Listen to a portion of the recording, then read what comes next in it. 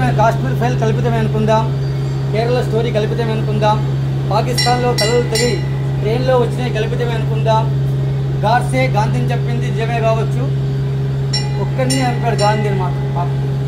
కానీ పాకిస్తాన్ నుంచి మన హైందవ తలలు ఎన్ని వచ్చాయో తెలుసా, ఎన్ని ముందాలు వచ్చాయో తెలుసా. ట్రైన్లో దేశం విడిపోయినప్పుడు అత్యధికంగా చంపబడ్డ వాళ్ళు కూడా ఇప్పుడు కూడా చంపబడుతున్న వాళ్ళు హిందువులే. తెలుగు మీడియాకి విజ్ఞప్తి చేస్తున్నా, ఎవడో పచ్చళ్ళు అమ్మే వాళ్ళని ఫేమస్ చేస్తున్నారు, ఎవడో అఘోరి వేసుకొని పోతే దాన్ని వేసుకొని పోతే దాన్ని ఫేమస్ చేశారు. పశ్చిమ బెంగాల్లో హిందువులను పూచకోత వస్తున్నారు, మీరు చూస్తున్నారు కదా ఫేస్బుక్లో, వాట్సాప్లో, కొన్ని టీవీలో, తెలుగు ఛానల్స్ మాత్రం చూపెట్టట్లేదు.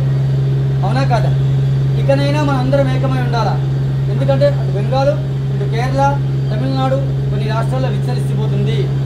మనకు రిజర్వేషన్లు ప్రధానం కాదు నాన్న బేట, మన సాంప్రదాయం ప్రధానం, మన ఆచారమే ప్రధానం. మన భావితరాల కోసం మనం ఏకమై ఉందాం, అఖండ భారతాన్ని నిర్మించుకుందాం, సమర్థమైన నాయకుడిని ఎన్నుకుందాం దయచేసి. ఎందుకంటే మన శక్తి కోసం, మన భూభాగం కోసం. పాపం తండ్రిని కొడుకుని చంపేశారు, ఎంత దారుణం. వాళ్ళకి వక్ఫ్ బోర్డు అంటేనే తెలియదు నిజంగా చెప్పాలంటే. సవరణ మాత్రమే చేశారు, ఏ దేశంలో వక్ఫ్ బోర్డు లేదు నాన్న, ఒక భారతదేశంలో అంటగట్టారు. చట్టాలు చూసుకోండి ఎప్పుడు తయారు అయ్యా మన కోసం. ప్రార్థనా చట్టాలు కూడా అన్నీ కూడా మనకు వ్యతిరేకంగానే ఒక గవర్నమెంట్ సపోర్ట్ చేసింది, తయారు చేసింది. ఎందుకు? మనలో ఐక్యత లేక ఇలా చేసినది. ఇకనైనా దయచేసి భగవద్ బంధువులారా, హిందూ బంధువులారా, ఏకంగండి, అఖండ భారతాన్ని నిర్మించుకుందాం, అందరం ఏకమై ఉద్యమిద్దాం. హిందువులకు ఏమైనా మనందరం బయటకు వద్దాం, ఏమీ చేయనక్కర్లే. హిందువులు బయటకు వస్తే చాలు. దయచేసి బయటికి వస్తే, రాయచోటి చూశారు, వీరభద్ర స్వామి మీద రాళ్ళు వేశారు, మీ అందరూ తెలిసినది.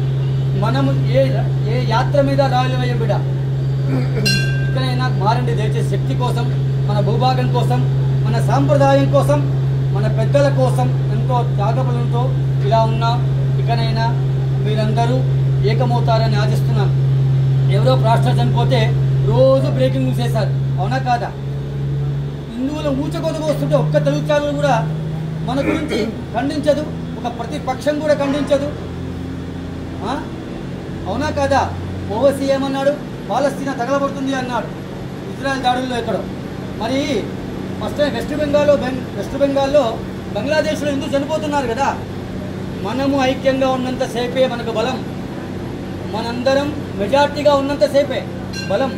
మన మైనార్టీలో పడితే మన శక్తికి మనకు రక్షణ ఉండదు, బలం ఎక్కడో లేదు బిడ్డ. మన దగ్గరే ఈశ్వరుడు ఇచ్చాడు, అందరం ఏకమైతే బలంగా ఉంటాం. తాడు ఎంత గట్టిగా ఉంటుందో అన్నీ ఉన్నప్పుడు అలా ఉండాలి. రామనామ జపం చేసుకుంటూ రాముడు హనుమంతుడు మన శక్తిని ఇవ్వాలని కోరుకుంటున్నాను. మీరు 10 మందిని రెడీ చేయండి, మీరు 10 మందిని దయచేసి. షాపులు ఎవరైనా ఉంటే, మీ ఇంట్లో శక్తి ఉన్నది, అమ్మాయి ఉంటుంది, నీకు పుట్టిన అమ్మాయి ఉంటుంది, మీ చెల్లెలు ఉంటుంది, మీ తోగుట్టు ఉంటుంది, మీ ఇల్లాలు ఉంటుంది, వాళ్ళే శక్తి. వాళ్ళకు నిమ్మకాయకు మంచిగా పసుపు కుంకుమ పెట్టి నీ షాపు కట్టించుకుంటే నీ వ్యాపారం దేదీప్యమానంగా ఉంటుంది.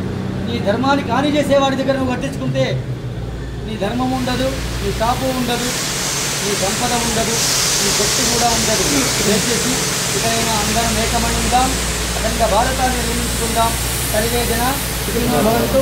భారత్ మాతా కీ సనాతన ధర్మ కీ, భారత్ మాతా కీ సనాతన ధర్మ కీ, భారత్ మాతా కీ సనాతన ధర్మ కీ. సీతారామచంద్ర భగవాన్ की, सीता माँ की, पवन सुत हनुमान की।